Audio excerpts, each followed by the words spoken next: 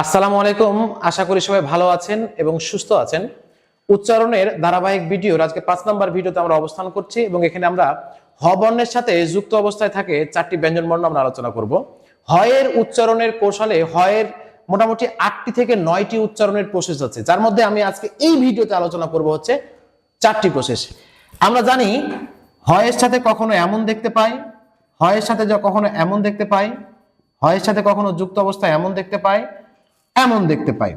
এটা হচ্ছে হ প্লাস দন্ত ন।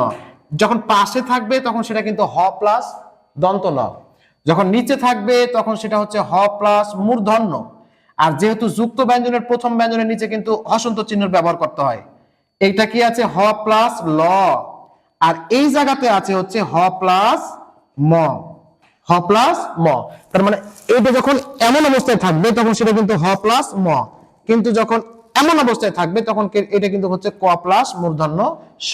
আমরা আলোচনা করছি হ বর্ণের এই যে 4টি হ, এই হ বর্ণকে নিয়ে আমরা আজকে একটু আলোচনা করব। মনে রাখবো খুবই সহজ একটা প্রসেস, সেটা হচ্ছে হয়ের সাথে যে বর্ণই যুক্ত থাকুক না কেন, ওই যুক্ত বর্ণটির অবস্থান হবে হয়ের সামনে। তার মানে এখানে দন্ত ন চলে আসবে হয়ের সামনে, মূর্ধন্য চলে আসবে হয়ের সামনে, ল চলে আসবে হয়ের সামনে, ম চলে আসবে হয়ের সামনে। যেমন আমরা উচ্চারণ করছি, এটা উচ্চারণ করব হচ্ছে আমরা চিহ্ন।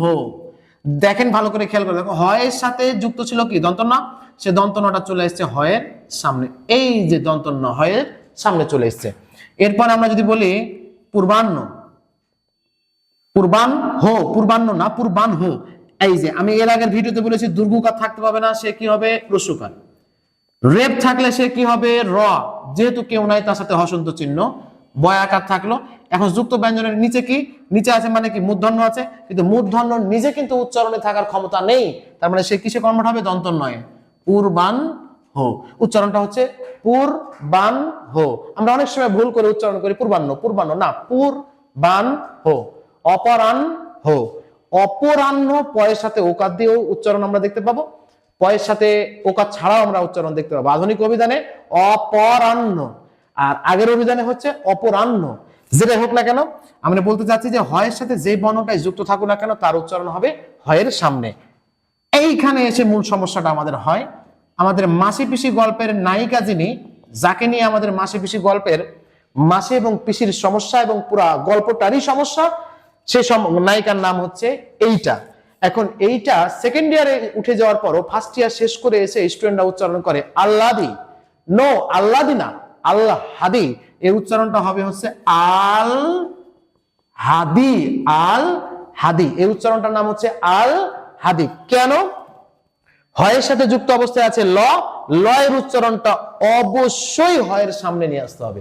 হয়ের সাথে যেই থাকুক না কেন তার উচ্চারণ হবে হয়ের সামনে, উচ্চারণটা হবে আল হাদি। আল হাদ, আল্লাদে আটখানা না, আল হাদে আটখানা, আল হাদে আটখানা। এরপরে আছে উচ্চারণ পরীক্ষা আমাদের বার পরে, এই উচ্চারণটার নাম কি? এই উচ্চারণটা হচ্ছে হ এবং ম আছে, তার মানে ময়ের উচ্চারণটা হবে হয়ের সামনে, তাহলে এটা কি হবে ব্রাহ্মণ। এই উচ্চারণটা হবে ব্রাহ্মণ, তার মানে হয়ের সামনেই কিন্তু মটা চলে আসলো। তার মানে হ নিয়ে এই 4টি বর্ণের যে কার্যকলাপ, আমি আবারও বলছি, পাশে থাকা মানে দন্তন্য। আমরা এটা একসাথে কিন্তু এইটা কিন্তু আমাকে জানতে হবে, এটার উপর বেস করে অনেক কিছু জানতে পারবো আমি। এগুলা তৎসম শব্দ, এর সাথে কি যুক্ত আছে, বানানের অধ্যায়ে প্রয়োজন পড়বে, আমার আজীবন কাজে লাগবে। অপরাহ্ন বানান কি, পূর্বাহ্ন বানান কি, মধ্যাহ্ন বানান কি, সায়াহ্ন বানান কি, বনহি বানান কি, এই উচ্চারণগুলা কিন্তু আমাদেরকে শিখতে হবে। আমাদের এই যে একটা উচ্চারণ, আমরা এই উচ্চারণটা অনেক স্টুডেন্টকে করতে দেখেছি, বনহি বন্নি কি যেন উচ্চারণ করে, তো এই উচ্চারণটা হবে হচ্ছে বনহি, বনহি। হয়ের সাথে যেটাই যুক্ত থাকুক না কেন তার অবস্থানটা হবে সামনে। তাহলে আমরা হ বর্ণের যে কার্যকলাপ, আরো কার্যকলাপ আছে।